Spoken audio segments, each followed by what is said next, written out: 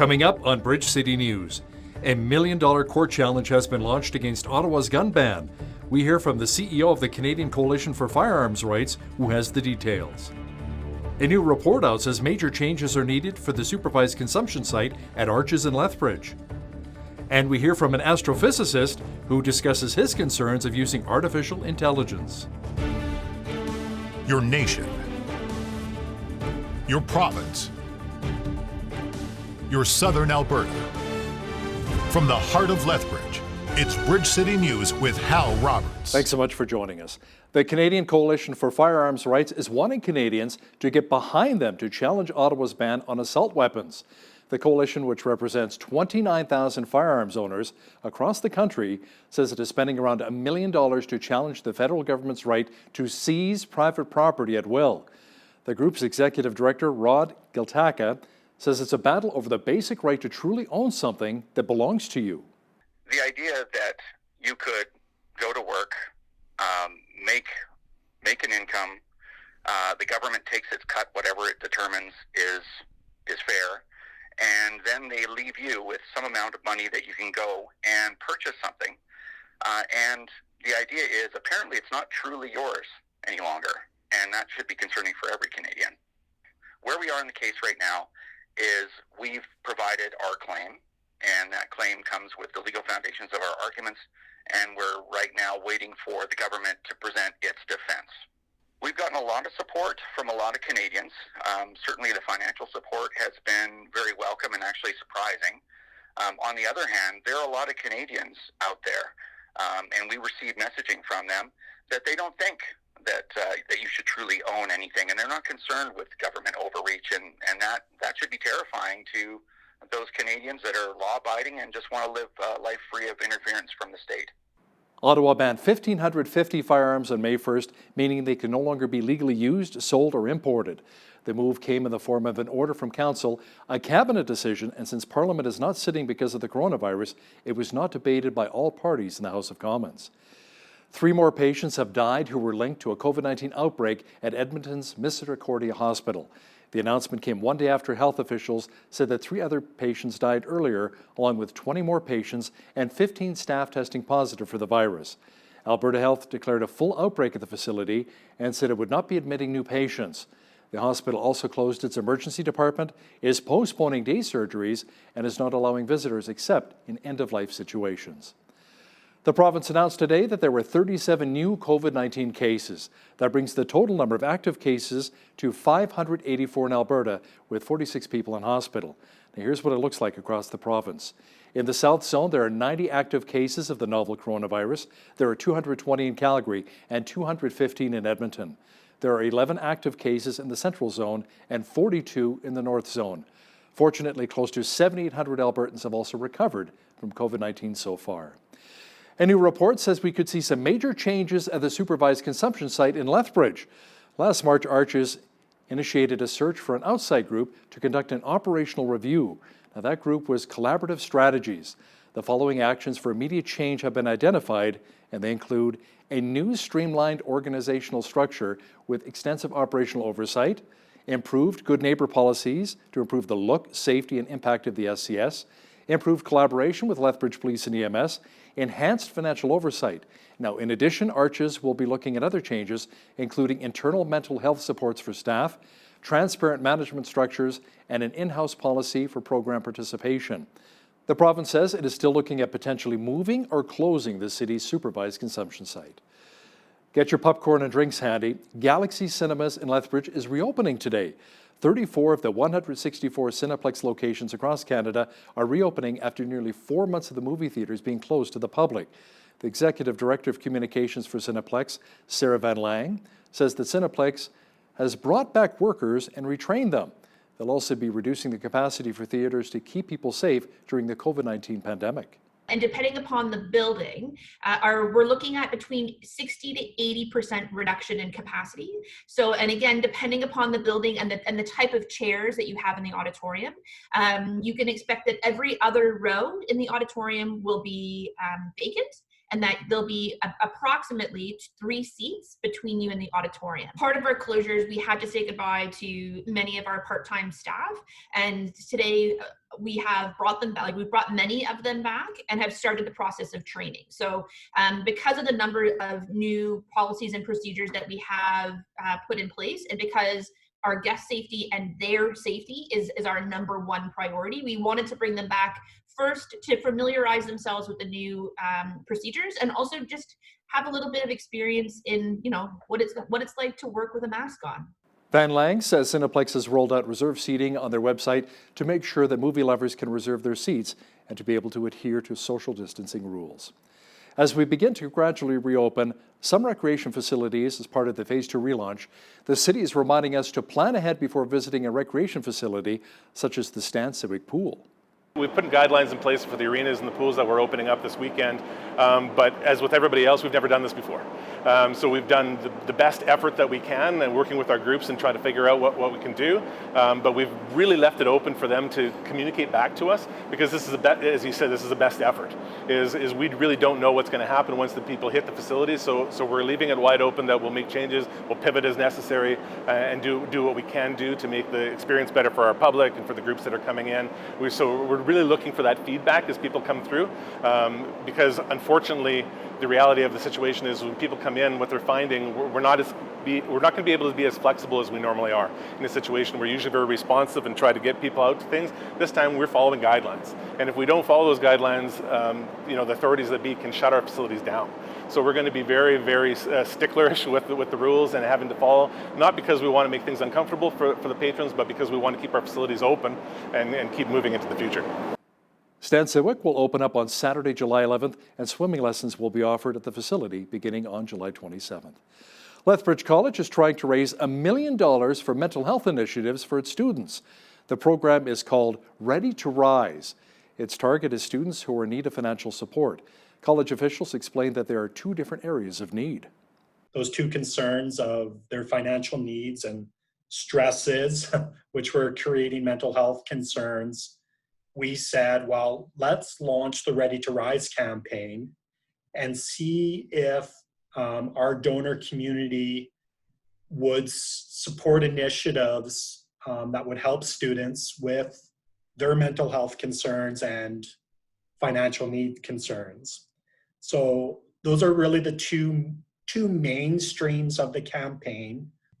Having academic commitments can be very overwhelming at times, and just having that as a backup and as a resource can definitely help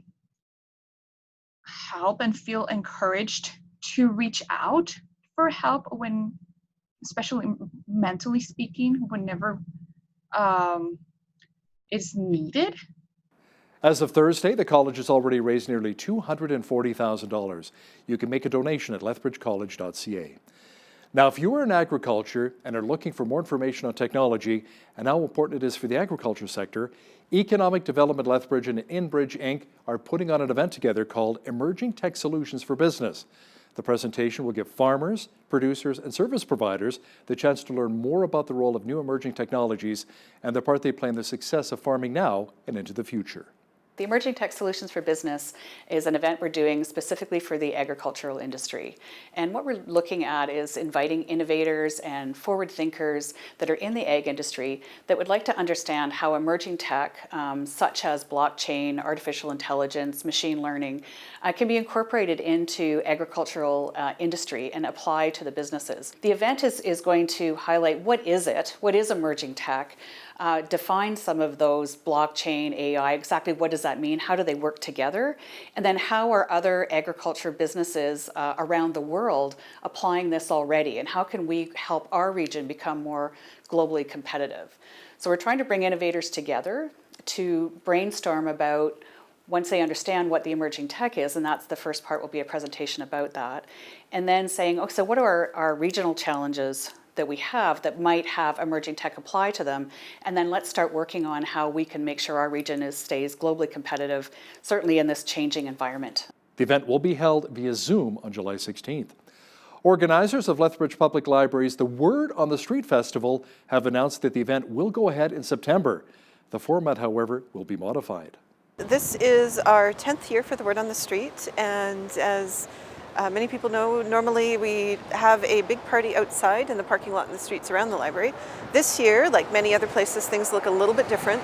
We're really happy to be able to still go ahead with the festival, but we're going to be running the program online. Because we usually bring in 20 to 30 authors and illustrators from all across Canada, right now we're pretty committed to doing online and streaming programming. We want to make sure that we're not running into any issues with either physical distancing or with travel restrictions or anything else. Everybody has been really good about the switch to online and very understanding, and we're just really happy that we're still able to continue with the event this year. More information will be released as planning for the festival is finalized closer to the end of the summer.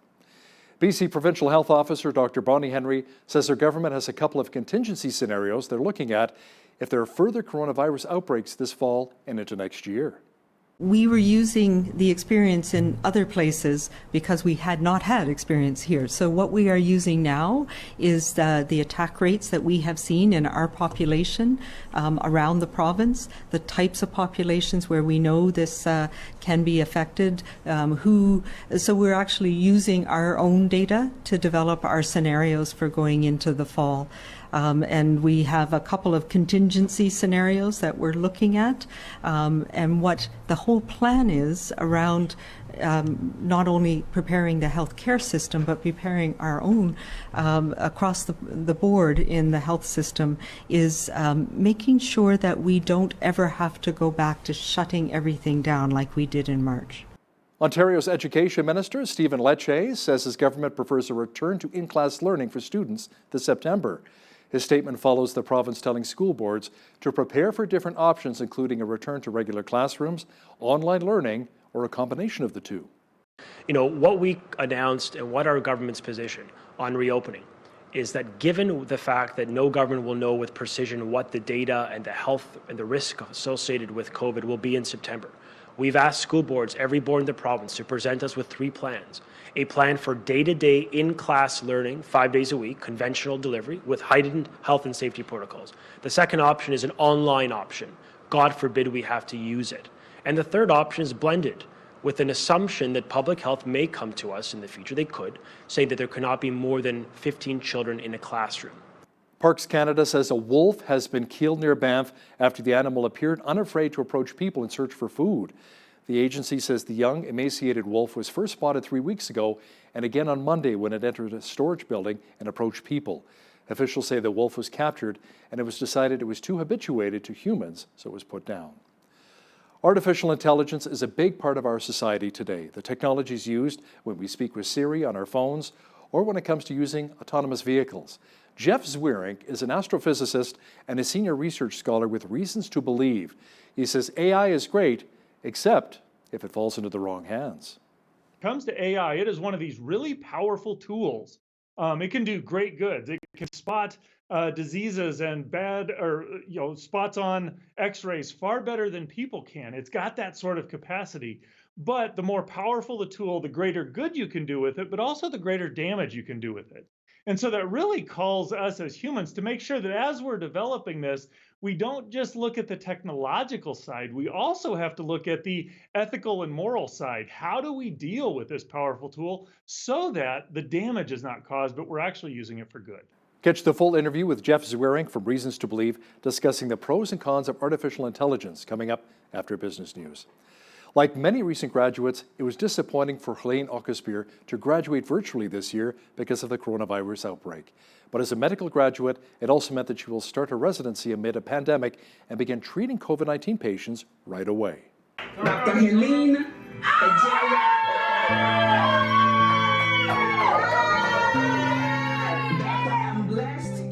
It was a little disappointing, but I will say that the virtual graduation that my school put on wasn't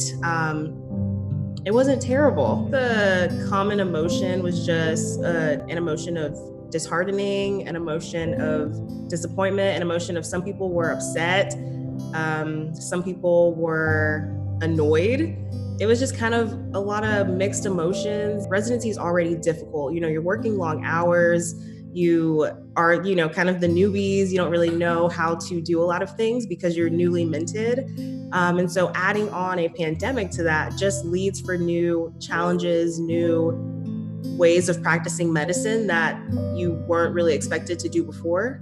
And so that kind of leads to feelings of uncertainty, nervousness. It's scary in the sense of like, you don't want your family to be exposed to it. You don't want, anyone that is close to you or anyone that or even someone that is, a family member of one of your close friends to be affected by it in a negative way. U.S. President Donald Trump slammed presumptive Democratic candidate Joe Biden's newly released economic plan. Trump says the former VP plagiarized from him and that Biden can never pull it off. If he likes plagiarizing, it's a plan that is very radical left, but he said the right things because he's copying what I've done.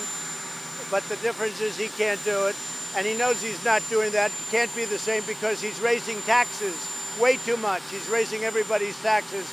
He's also putting tremendous amounts of regulations back on. And those two things are two primary reasons that I created the greatest economy we've ever had. Following a year of intense protests, Chinese authorities introduced Hong Kong's controversial security law on June 30th. As we hear in this next report, there are major fears that this new legislation will restrict freedom of speech for Hong Kong's Christian community. The introduction of China's new security law for Hong Kong on June the 30th has sparked major human rights concerns, particularly surrounding the potential threat to freedom of religion. CSW's East Asia Director Benedict Rogers, who also co-founded the charity Hong Kong Watch, explains how he believes this new law will impact on the Christian community there. If pastors or priests are preaching on issues to do with human rights, human dignity, justice, they may find they're on the wrong side of the law. Christians who, over the course of the last year during the protests, held, for example, candlelit prayer vigils in support of the protesters, or offered bottles of water to demonstrators, or offered sanctuary for people in their churches if they were fleeing the police. Those kind of activities will most likely be illegal now. So there will be a clear impact on religious freedom and on the activities of Christians, if not to worship, certainly to speak according to their conscience. Meanwhile, Dr. Wing Tai Leung, president of the Christian-run Lumina College based in Hong Kong, says this is an opportunity for the churches there to adapt to these changing times. Hong Kong church has to get away from the refugee mentality, to really think, what does it mean to be Chinese as a church? We try to provide a platform for dialogue, let the government officials to share with church and Christian leaders on the ground. I think this is the most important for Hong Kong and China, unity in diversity. Peter Wooding for the Global News Alliance. Being able to worship God is something many of us here in North America take for granted. We don't face the same persecution that other believers do around the world. Greg Musselman, a spokesperson for Voice of the Martyrs, says Christians can easily be imprisoned or even killed when it comes to practicing your faith in North Korea. So if you're caught with a Bible, you can be put in a concentration camp. You could be killed. And not only you, but your family members. They're so paranoid of Christianity. I mean, interestingly enough, 100 years ago, North Korea was actually stronger than South Korea. Then the war came along and then there was the split. South Korea now has 4 of the 5 largest churches in the world. And then just across that border, just the demilitarized zone there in between North and South is you can be killed for having a Bible or for meeting. Catch the full interview with Greg Musselman and BCN's Jeanette Roche discussing the persecution of Christians around the world. That's coming up in the second half of our show. The Toronto Blue Jays continue their summer training camp with workouts and an evening inter-squad game. They're holding camp at Rogers Centre in Toronto with players staying at the hotel attached to the stadium. Jays shortstop Bo Bichette says things have been challenging during the COVID-19 pandemic. I figured some things out in the off season, just continued learning and just continue to learn during the quarantine. It was very difficult to stay focused for that long, but I think everybody in this clubhouse did the best that we could, and we seem to be pretty ready. There's a lot of optimism in this clubhouse, a lot of confidence, so we're just excited to get going. We're getting ready for a different kind of season too, no fans. So when the season starts, we're going to have to learn how to create our own adrenaline. The Blue Jays open their regular season July 24th in Tampa Bay. The great film Ghostbusters is one of the classic movies playing this weekend at the Mill. With more, here's Len Binning with another Movie Mill Minute.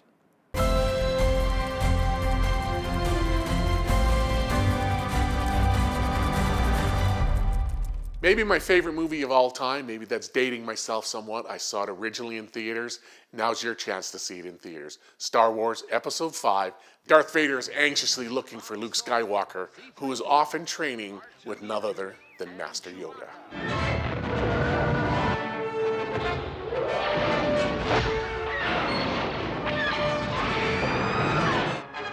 Next up, we have a feel-good animated film from Disney, Inside Out. When Riley is upended and moved to San Francisco, her emotions take over inside, and they're conflicted as just how to deal with life now. These are Riley's memories. They're mostly happy, you'll notice, not to brag. I wanted to maybe hold one. What happened? Sadness? She did something to the memory. Is everything okay? I don't know. Take it back, Joy. I'm trying. Joy, no, Let wait. go. The core memories.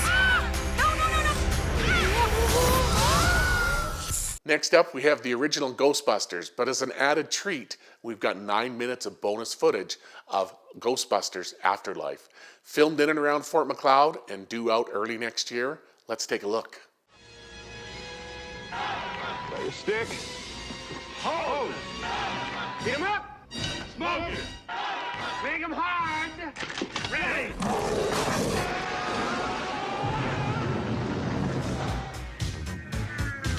One of Marvel's most successful films to date, Black Panther joins us at the Movie Mill this week. Heir apparent to the kingdom of Wakanda must do everything in his power to save his people from a new threat. I'ma burn it all. What happens now determines what happens to the rest of the world. Looks like great movies playing at the Mill once again. We had kind of a mixed bag today, sunshine, clouds, and even some showers in some areas of southwestern Alberta. A nice weekend, however, is shaping up. I'll have a complete look at the weather picture in just a moment.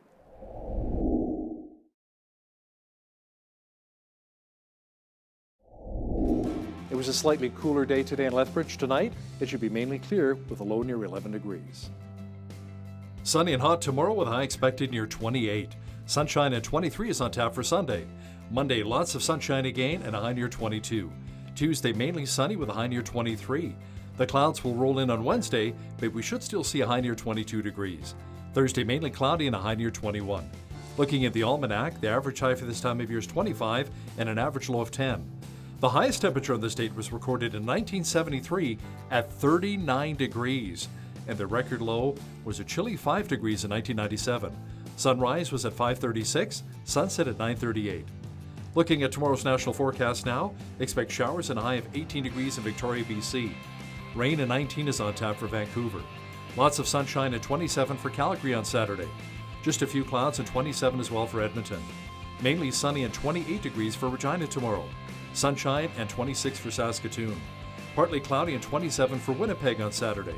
Central Canada has been dealing with heat warnings all week. In Toronto tomorrow, expect a bit of a reprieve, some light showers and a high near 27.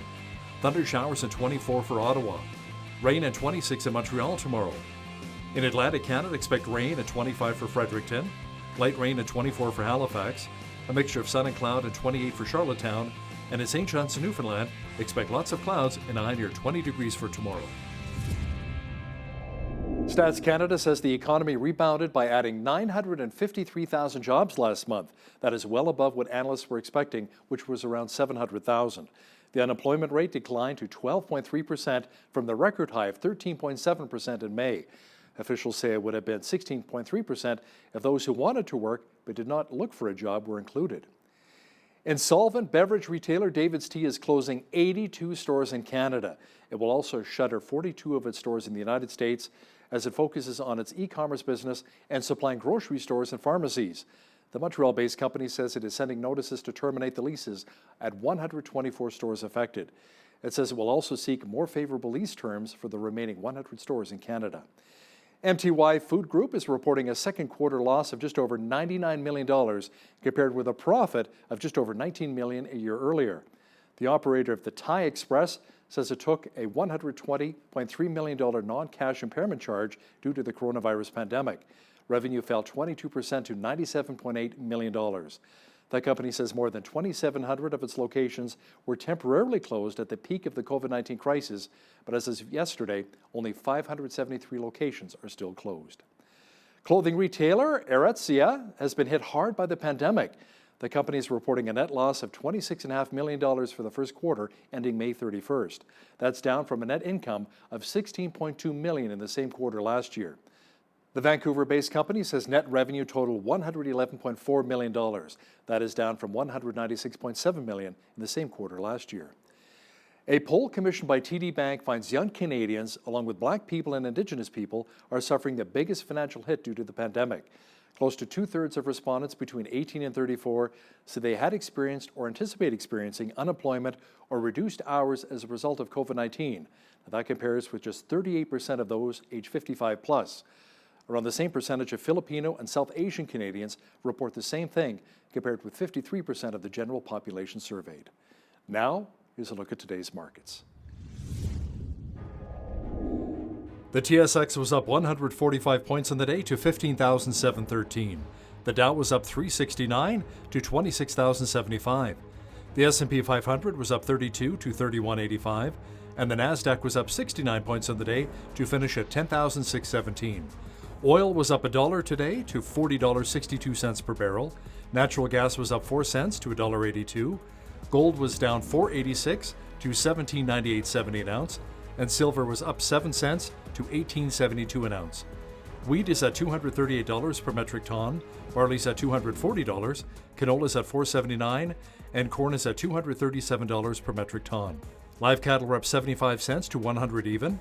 Feeder cattle were up $1.23 to $135.75, and lean hogs were down 35 cents to $49.88.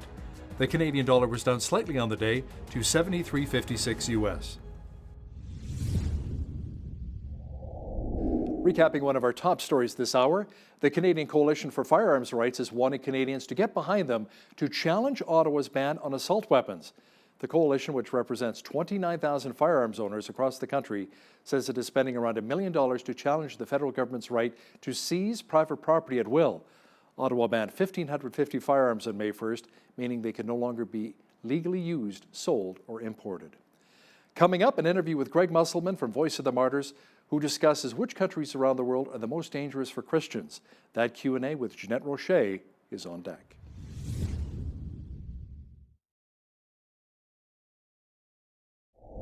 Canada is a country where Canadians, for the most part, are able to live out whichever faith they practice and feel safe doing so. But imagine living in a country where your faith could cost you everything, including your family, or in some cases, even your own life. Our guest today is Greg Musselman with the Voice of the Martyrs Canada. He joins me today from Edmonton. Greg, welcome back to our program. So good to have you. Good to be here, and nice to be with you, Jeanette. All right. Now, Greg, you've traveled all around the world with your ministry, and you've seen all kinds of things and have spoken with all kinds of people, including those who have been persecuted for living out their faith. Now, if we turn our attention to Nigeria for just a moment, the numbers are staggering, aren't they? More than 600 people have been killed this year alone in Nigeria for practicing Christianity. Yeah, it's a tragic situation, and I've just been interviewing a fellow from Nigeria, one of the leaders there. Yunusa is his name, and he's with a ministry called Christian Solidarity Worldwide Nigeria, and we partner with the Voice of the Martyrs with him. And hearing what's going on currently. I mean, with the Voice of the Martyrs, we have our what's called Persecution and Prayer Alert that comes out every week. And there's always something about Nigeria. We found that it's unbelievable, really. When you hear like large statistics, more than 30,000 killed since 2009, 620 or more that we know of anyway, have been killed already this year.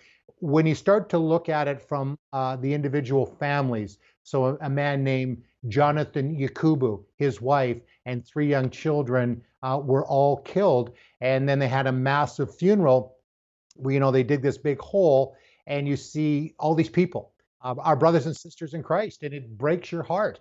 And, as you mentioned, I've traveled all over the world, but Nigeria is probably the country when I go there, when I document the stories of persecution and I come back, it's the one that usually hits me the hardest because talking to people that have had limbs, taken off, there's scars, there's family members have been killed. We're trying to help them, the widows especially, and the orphans, but it's a situation that is so brutal and it doesn't look like it's going to get any better. And, so as I was talking to Yunusa, I said, well, if there's no hope that the government's going to, get in here and at least prevent some of this from happening, what's the hope? And his hope is in Jesus, that this side of eternity, things are pretty terrible, but there's something to look forward to. That's when we die. And that's really has to be presented before the people of Nigeria to make sure that they have their hope in Christ. What a tragic situation they are facing over there. So, that just begs the question then, is Christianity growing or shrinking in numbers there with this persecution? Or is it too early to tell right now with all of that? Yeah. Well, I think, in general, Africa has seen quite an explosion in Christianity. And we take a country like Nigeria, it's the most populous African nation. And the southern part of the country, for the most part, is predominantly Christian. The northern part of Nigeria is predominantly Muslim. And then you've got in the center part called Plateau State, a city called Jos, and many missionaries that came from Canada, America, and other places, that's where they were. It was kind of the launching point to bring Christ into the northern part of Nigeria. But what has happened is the militant Islamists have determined in their mind they are going to turn Nigeria into an Islamic state and under strict Sharia law. And so with that, the Christians that are there, and there's significant numbers of Christians that are in northern Nigeria as well. There's churches there and there's communities like this particular one that I was talking about earlier, Gonan Rogo. It is a place that is a Baptist village and there's a big Baptist church, and all the people that were recently killed were from that church. So there are areas and pockets where there are Christians. But these Islamists, like the Boko Haram, who are listed as the second most terrorist group in the world, and then the Fulani herdsmen, they're number 4. So you got both these groups working in northern Nigeria. So there's a lot of persecution. Yet, to answer your question, is Christianity growing in Nigeria? Absolutely. Mm-hmm. Now, you're saying how dangerous the north was. So there's pockets of the south that are a little bit more safe than in Nigeria? Yeah, there is. We don't hear a lot of persecution, say in Lagos and some of the larger cities. There's still things that are going on, and that can be more of a cultural situation. Let's say a family is Muslim, they're living in the south, and family members become Christians. They could be killed, but they're more like being ostracized or losing their jobs, that kind of thing. But definitely there are, people that are coming into relationship with Jesus in the South. But because, again, there's not the persecution. And unfortunately, in the southern part of Nigeria, there's some pretty interesting theologies like the prosperity gospel, that kind of thing that, they're trying to follow the American way. And there's some things about the church that are a little bit odd. I found one of the things that was really interesting in like Plateau State in the center part, that's where we were. And then we were going into the north and doing interviews. And I remember one particular day I had interviewed a number of people. One guy told me the story of how his father and a number of the men in his church were driven by the Islamists into the building, and they killed them all. And he got cut and shot, and he had to pretend he was dead. Bukhar Samson is his name, and eventually became the pastor of that church. But I was, he was telling me the story, and I videoed it. In fact, I wrote about him in my book, and I seen the scars, and then talked to others that had been just through this brutality, and we've met dozens of children and orphans as a result of the persecution, especially in the north, that have come to the south. And then I was in this hotel and I heard the music and it was worship. And I go, I love African worship. And I'm in there, and then they put on the message, which was on video. And it was a prosperity message about getting a better car and a better life. And I'm going, man, and just down the road, people are dying for Jesus. So they have the same issues and the same challenges, Jeanette, as we do. But yet in the middle of all that, God is working, and some say in spite of persecution, but I think a lot of the time people have to make a decision. Either you're in the kingdom fully, both feet in, or you're not so sure. And of course, God loves us no matter where we're at, but it does cause people to really, consider the cost, which we're all supposed to do when we follow Jesus. That's fascinating. And of course, speaking of dangerous countries to practice your faith, North Korea and Iran are certainly up there as far as most dangerous places to practice Christianity, right? So how is the underground church doing in North Korea? Well, that's always a very interesting question, because for many years, our friends at Open Doors, another ministry that works with persecuted Christians, have the World Watch List. And North Korea, year after year after year, more than a decade, have been on the top of that list. Now, Afghanistan is close to that. But in North Korea, because you've got what's called the Juche system, where it's kind of the worship of the Kim family, and it's basically a ripoff of the Bible. And Christianity, of course, exposes the falseness of Juche. So if you're caught with a Bible, you can be put in a concentration camp. You could be killed. And not only you, but your family members. They're so paranoid of Christianity. I mean, interestingly enough, 100 years ago, North Korea was actually stronger than South Korea. Then the war came along, and then there was the split. South Korea now has 4 of the 5 largest churches in the world. And then just across that border, just the demilitarized zone there in between North and South, is you can be killed for having a Bible or for meeting. But the interesting thing is that the church still is growing. It's growing at a faster rate percentage-wise than here in North America. Now, they can't meet publicly. They have their show churches there in Pyongyang, but it's controlled. They can't openly meet. And so they're meeting in their homes, and they have to be very careful even to tell their children if they're Christians, because if their children say something at school, the children come home and mom and dad are gone. They are put in a concentration camp, never to be seen again, or they could even be executed. I mean, that's how serious it is. And yet they're meeting in their homes. And what's kind of been an interesting thing is I was talking to Eric Foley, and we work with him. He's with Voice of the Martyrs Korea in Seoul, and I've had opportunity to be there and to meet North Korean Christians who are absolutely amazing people. But I asked him, well, how is the COVID-19 and the shutdown, affecting the North Korean Christians? And he said, well, it's actually, for them, it's been a positive, because they have to work long, long days, have very little time at home to study the Bible, and they have to, again, doing this in secret. But because of the shutdown, they've been put into their homes, and the government officials don't want to go near them. And so they've been able to take time of studying the Bible in worship. And then with Voice of the Martyrs Korea out of Seoul, we broadcast into their, the Bible and, commentaries and encouraging the believers there. And so for them, this time has been actually in some ways positive. Now, when people say, well, how many Christians are in North Korea?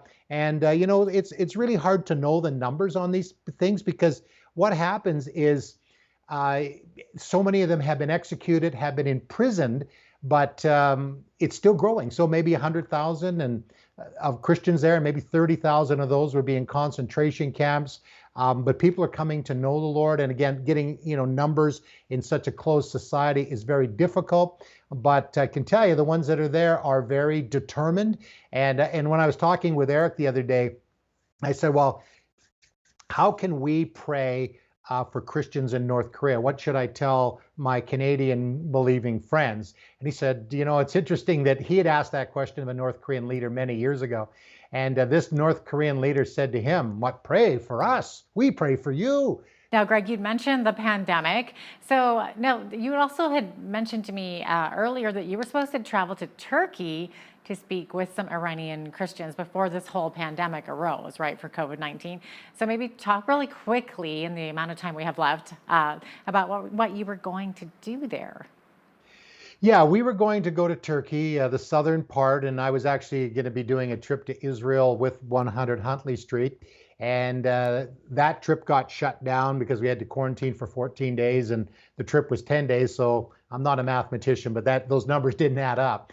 And then because I was in the neighborhood, I was going to travel with one of our partners that we work with. He's an Iranian, lives in Canada. and to bring aid to Christian refugees from Iran, and they were getting into Turkey. Now, I have been there in the past in Turkey and have met with Iranian Christians who have left the country because of the unemployment and the problems and the oppression and the rest of it. And so they have, got into Turkey. So we were going to go there and bring them food and aid and, and get their stories and find other ways in which we can help them. I know in one case, a family there, 2 of their children both have severe medical issues. And so Voice of the Martyrs Canada has been helping them. And, just to talk to them, to find out what's going on and how we can help them. Of course, everything got shut down. And, of course, we're concerned because the people that we're responsible for, that we feel responsibility for, trying to get the funds there. But I found, Jeanette, is that the Canadian people that support Voice of the Martyrs have not held back their giving. In fact, they're really wanting us to help persecuted Christians, because whether it's, in Turkey or in other places, especially Pakistan, India, Christian refugees from Syria that are in Lebanon, we're hearing so many cases that the Christians are not getting the food and the supplies that other people are, because they are not, say, Muslim, they're not Hindu, whatever the majority religion is. And so they're paying a huge price. And we've heard of Christians that in Pakistan, as an example, that are starving to death and are dying because they can't get food. If they would renounce Jesus, they can have food. But many of them would say, I'd rather die than deny Jesus. I mean, and of course others they would say, well, I need food, I need to feed my kids. I'll just say I'm a Muslim, but in my heart I'm for Jesus. So, I mean, God is a God of mercy, but these are, there's some difficult situations. In fact, we're going to have a conference call this week with a number of other leaders, well, actually next week, from around the world, that how the COVID-19 is affecting persecuted Christians, and ways that as international groups that work with persecuted Christians to help them get food. Makes you realize how much we really take our freedoms for granted over here when you look at what the rest of the world is going through, what many people are going through. Greg, thank you so much for joining me today. It's always a pleasure to have you on the show. Oh, it's always a pleasure to be on the show, and it was nice talking to you today, Jeanette.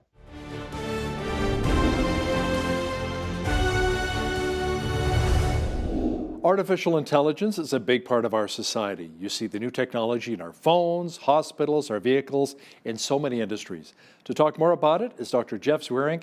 He's an astrophysicist and a senior research scholar with Reasons to Believe. It's an organization which combines science together with faith, and he joins me via Skype from Los Angeles. Jeff, welcome back to BCN. It's good to be here. Looking forward to our conversation today. Now, give me a brief description about the ladder of causation. Now, this helps identify the key steps for an artificial narrow intelligence to move into an artificial general intelligence. Tell me more about that.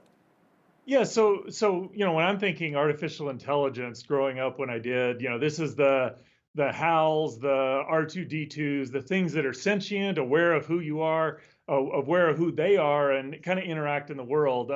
And we've got a lot of AI out there right now, which is this kind of narrow intelligence, which can play a game of chess or figure out what you're saying and ask you or order pizza online for you. And so, but the difference between those are very dramatic, because what all of the AI that we have now basically maps this set of inputs to this set of outputs. And so it's a very basically correlative way of looking at things. It's like, I see this, therefore that means this. And so there's this kind of seeing aspect to it.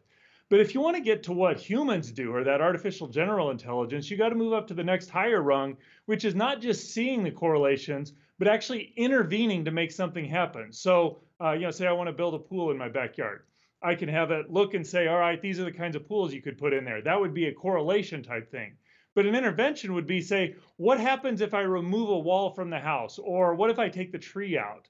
And then to move to the next letter of causation, the third rung, it's asking, what if I move from Los Angeles to Canada? How would that impact my building a pool? Because the things that happen in Los Angeles are very different from Canada when it comes to building a pool. So that's kind of imagining what could be beyond what is already known. Jeff, I used to have a pool in Southern Ontario, man. The amount of work I had to put in that thing, cleaning it every day. Don't do it. Don't do it. That's all I'm saying. Now, AI such as Siri, Alexa, and even Tesla cars are almost eerie in how they respond and interact with us. What rung do these fall on, and how much does AI actually anticipate versus respond to our requests? Well, all of the AI that's out there that I'm aware of is kind of on that first rung of causation, that they're looking at, again, mapping inputs to outputs. So they're seeing this, and therefore that means this. And there's some algorithm for how they choose between different options, but it's seeing this and correlating with that. So all of the AI that we have is at that level. But what you notice is that it's remarkable how it looks like they're doing something more. It looks like they're anticipating, but in reality, what they're doing is saying, okay, given this input, very complicated algorithm and process of mapping it to an output, but nonetheless, it's just this correlation. Input goes to that output. I want to talk to you a bit about some concerns I know people have with when it comes to autonomous vehicles. What happens if somebody was to hack into the computer of the system and actually kidnap somebody, change their whole course, or maybe cause the brakes to fail? I mean, there's so many things can happen if technology fails or if somebody hacks into the system. No, that's actually a very good point. I mean, when it comes to AI, it is one of these really powerful tools. It can do great goods. It can spot diseases and bad or spots on X-rays far better than people can. It's got that sort of capacity. But the more powerful the tool, the greater good you can do with it, but also the greater damage you can do with it.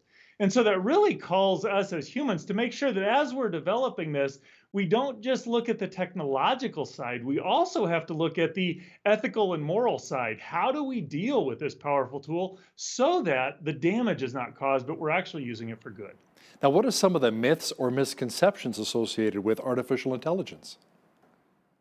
I think one of the things that plays out often in that is that we see artificial intelligence, and you mentioned Alexa and Siri, and how it's like they're anticipating and they're learning, and we hear those words and we think very humanly about those.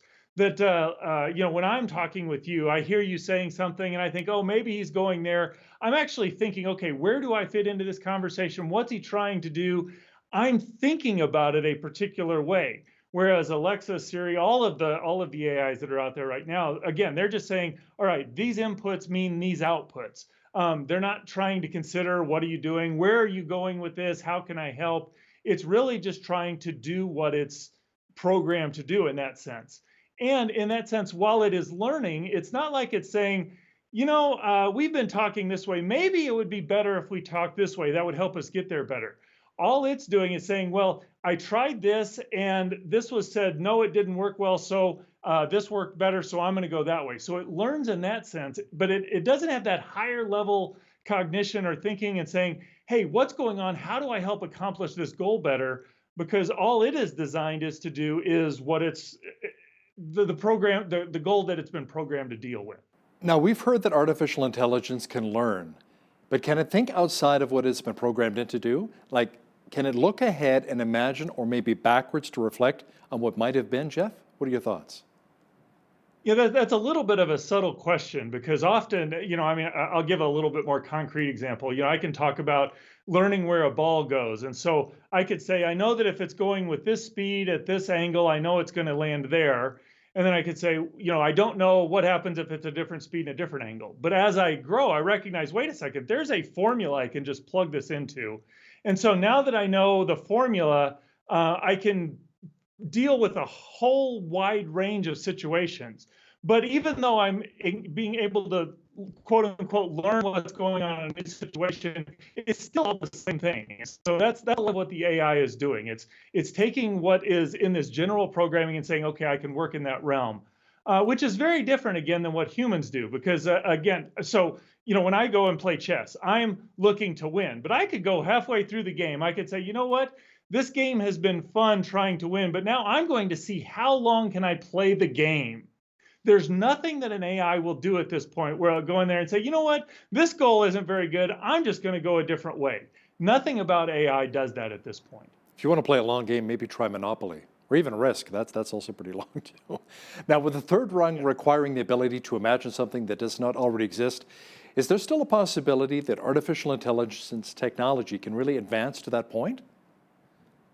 Well, there are people who are developing the mathematics that allows an algorithm or an artificial intelligence to do some of those, not just see, but actually intervene and gather new data to see what might go on, and also to even imagine new scenarios. But the best I understand it at this point is there are aspects that it's going to mimic of human behavior, but it still is not doing it in the way a human does. Because again, what allows the computer to do that, or the AI to do that, is there's just this incredible wealth of data that it can process through and figure out.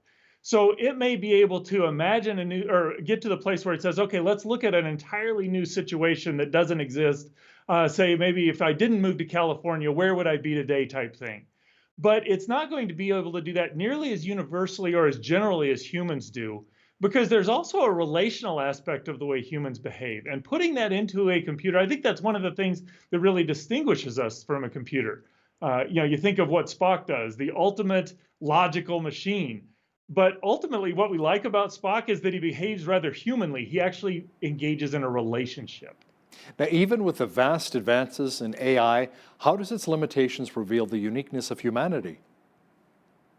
Well, I think as we begin to think about what is an AGI and how do we get to a general intelligence, what that forces us to do is ask, what is it about humanity that's unique and distinct, and what do we need to do to make a computer do that? It used to be that if we could make, or the thought was, if we could make a computer that could beat humans at chess, that would be a general intelligence, or maybe at poker, or maybe at this. And what we found is that every time we've achieved those goals, we say, all right, we can actually build computers that are far better than humans at chess or any well-defined game, quite honestly, but they still just approach it very differently. We approach it from a thought process, but we also ask, how do we play into this? So when the computer wins the game of chess, it never says, yeah, that was a great game of chess.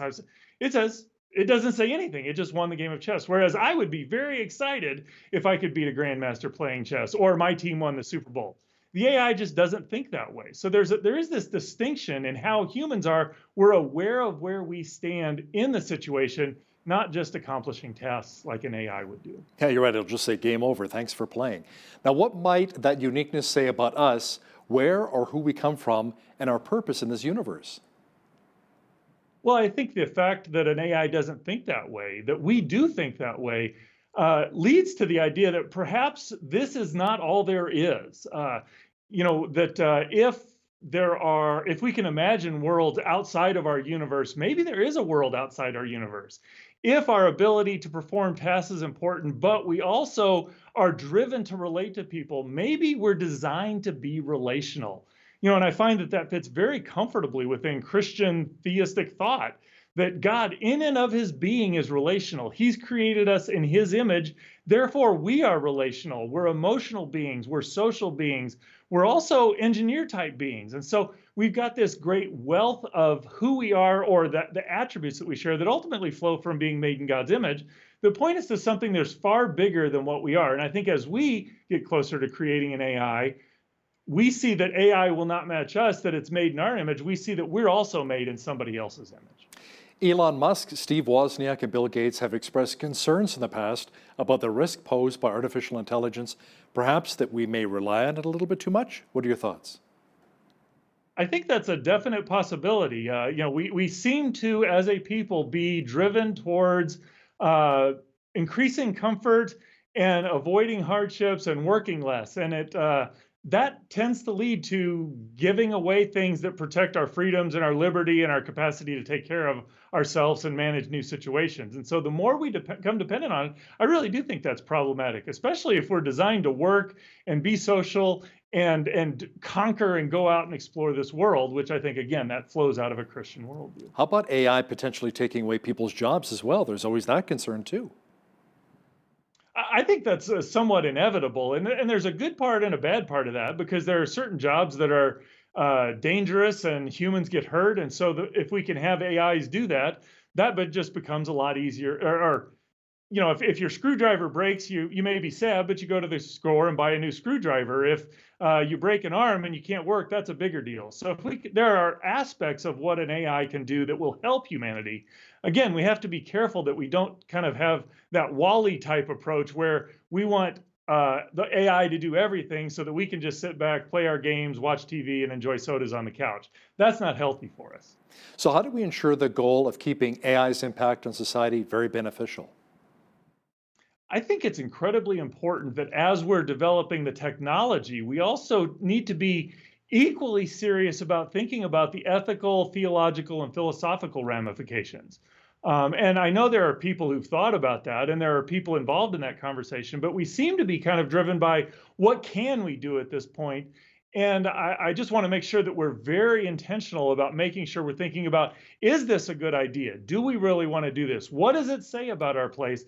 And might we be doing something that ultimately is detrimental to humanity in the way we're developing AI? I think if we can do that, we can use the power that AI will bring by avoiding the consequences that would come by using it improperly. Dr. Jeff Zwerig, Senior Research Scholar with Reasons to Believe, thanks for joining me today from Los Angeles. Enjoyed our conversation. Thanks for having me. On behalf of all of us here at BCN, I'm Hal Roberts. God bless, and thanks so much for watching.